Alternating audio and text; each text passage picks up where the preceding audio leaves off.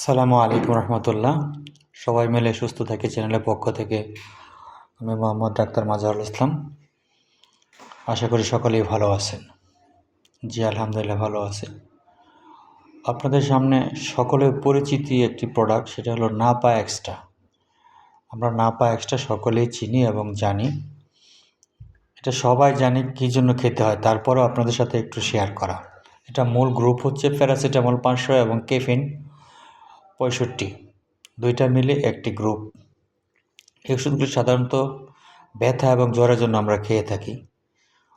তীব্র ব্যথা এবং তীব্র জ্বর শরীরে যখন হয় তখন আমরা এটা খেয়ে থাকি। যাদের বয়স 18 বছর তাদের জন্য দিন 3টা, সকালে একটা, দুপুরে একটা, রাত্রে একটা, এভাবে খেতে হয়।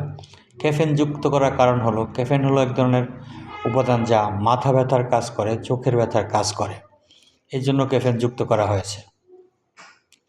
এই প্রোডাক্টটি আমি সকল সময় বলে থাকি, প্যারাসিটামলগুলি আমাদের লিভার এবং কিডনির জন্য ক্ষতিকারক।